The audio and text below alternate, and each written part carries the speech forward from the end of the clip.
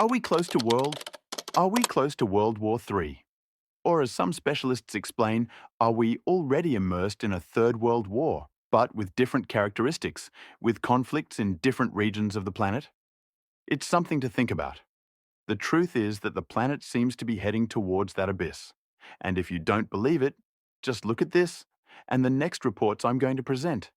We are getting closer and closer to a third world war. The tension between Russia and NATO escalates daily in Eastern Europe, reviving the ghost of a global conflict. The latest incidents, aerial incursions, nuclear threats, and cross-accusations show a scenario where any miscalculation could trigger unpredictable consequences. Poland and Estonia are at the center of the storm. Polish Prime Minister Donald Tusk warned that Warsaw will shoot down any Russian aircraft that violates its airspace again. We will make the decision to shoot down flying objects when they violate our territory and fly over Poland. There is no discussion about it, he stated. However, he admitted that an action against a Russian fighter jet could lead to a very acute phase of the conflict, and that he would only act with the absolute support of NATO. Russia is one of the 9 powers with its own nuclear arsenal. Of the 32 countries that make up NATO, 3 have nuclear weapons: the United States, France, and the United Kingdom. There is also NATO's nuclear sharing program, through which the United States deploys tactical nuclear weapons, B-61 bombs, at military bases of other European allies. The countries participating in this system are not nuclear powers, but store, and could potentially use these weapons in case of conflict. These nations are Germany, Italy, Belgium, the Netherlands, and Turkey. Moscow officially announced that it would deploy tactical nuclear weapons in Belarus, its main ally, alleging NATO's military expansion. According to President Alexander Lukashenko, that transfer was already completed in 2023, although no official figures or exact locations are known. Poland has already experienced several incidents. In recent days, Russian fighter jets and drones entered its territory, forcing Atlantic Alliance planes for the first time to shoot down potential threats in Allied skies. Estonia also reported the entry of 3 Russian MiG-31 fighter jets into its airspace for 12 minutes, calling the incursion brazen and unprecedented. Tallinn activated NATO's Article 4, which enables internal consultations in the face of threats to a member's integrity.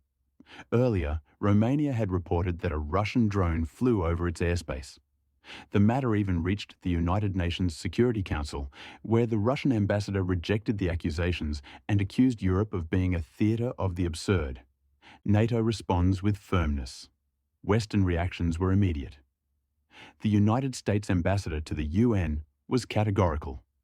The United States and our allies will defend every inch of NATO territory. In the same vein, the British Foreign Minister warned that their reckless actions run the risk of provoking a direct armed confrontation between NATO and Russia.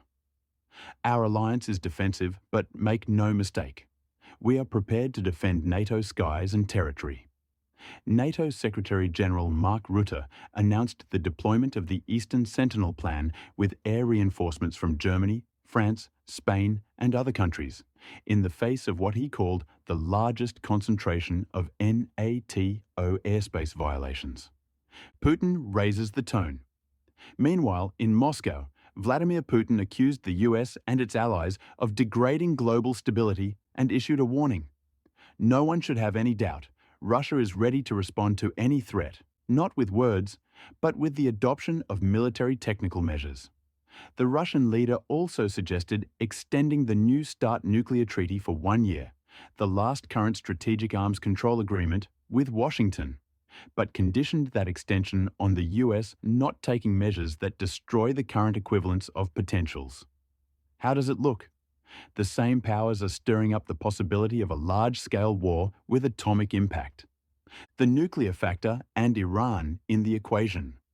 The crisis is aggravated by the stagnation of nuclear negotiations with Iran. IAEA Director Rafael Grossi warned of a difficult juncture.